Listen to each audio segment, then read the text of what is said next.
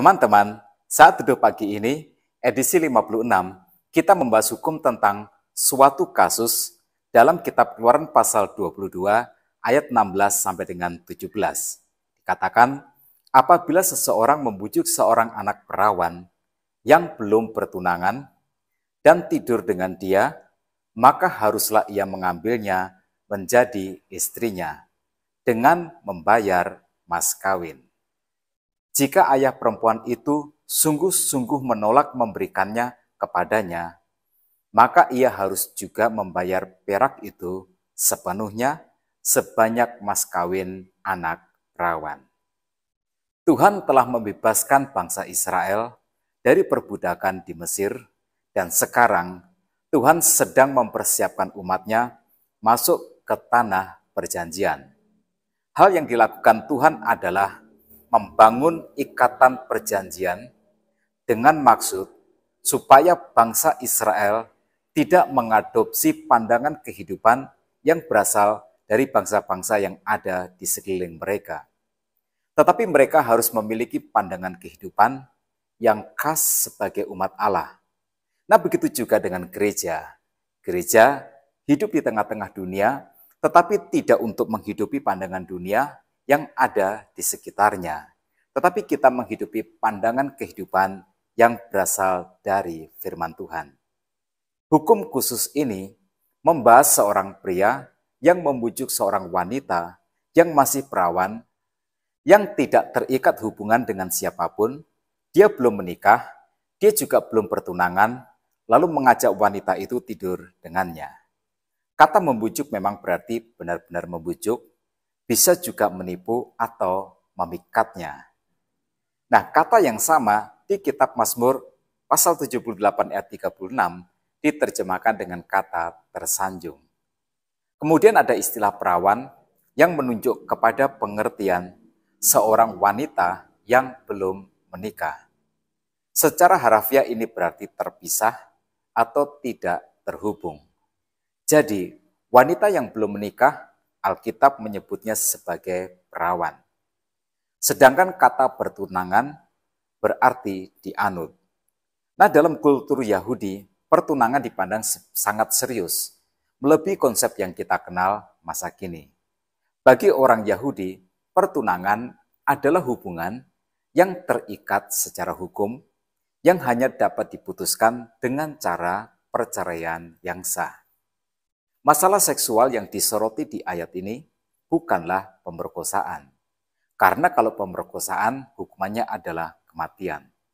Juga bukan perzinahan. Karena hukuman perzinahan juga kematian. Tetapi apa yang dilakukan kedua orang ini, pria dewasa dan wanita dewasa, yang sama-sama masih lajang adalah dosa. Undang-undang ini adalah tentang hubungan seksual pranikah. Nah, siapa yang paling bertanggung jawab untuk pelanggaran ini? Adalah laki-laki. Wanitanya yang juga setuju tidur dengan lelakinya tentu juga ikut berdosa, tetapi prialah yang bertanggung jawab untuk membayar hukuman berupa mahar dan harus menikah secara sah dengan wanita itu.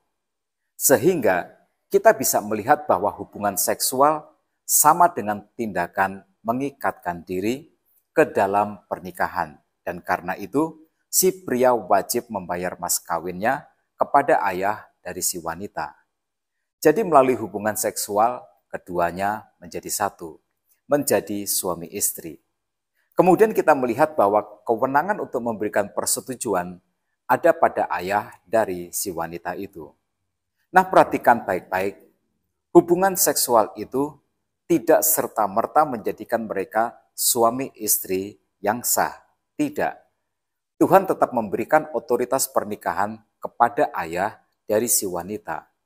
Nah, pertanyaannya sekarang adalah, mengapa si pria yang dijatuhi hukuman untuk membayar mahar atau mas kawin, baik pernikahan itu nantinya disetujui atau ditolak oleh si ayah wanita?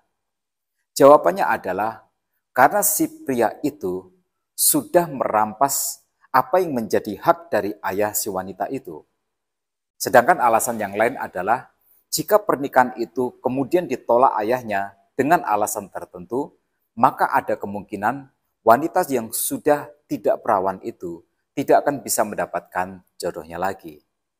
Ada beberapa catatan dari pemberian hukum ini. Yang pertama, gereja harus mengajarkan dan mempraktekkan pandangan hidup atau pedoman kehidupan yang berlandaskan kepada firman Tuhan. Jangan mengadopsi pandangan yang berasal dari dunia. Gereja memang ada di dalam dunia, tetapi untuk menjadi terang dunia dan menjadi berkat bagi dunia. Nah, yang kedua, peran ayah. Seorang ayah harus berdiri sebagai pemimpin bagi keluarganya. Seorang ayah harus mengambil keputusan terbaik bagi anggota keluarganya. Seorang ayah wajib menjaga harkat dan martabat keluarganya. Yang ketiga, tanggung jawab pria. Prialah yang harus memikul tanggung jawab. Pria yang harus melindungi wanitanya, pria yang harus menyelamatkan situasinya. Itulah sebabnya mengapa yang dihukum untuk membayar mahar adalah pria. Tuhan menghendaki dalam sebuah perkawinan, suami berperan sebagai pemimpin bagi istrinya dan anak-anaknya nanti. Yang keempat, tentang mahar. Mahar ditetapkan setidaknya untuk dua maksud. Yang pertama, Tuhan mengajar tanggung jawab pribadi. Pria yang melakukan hubungan seksual dengan kekasihnya bertanggung jawab untuk membawa hubungan keduanya sampai ke jenjang pernikahan. Yang kedua, ini mengajar kita tentang kasih karunia.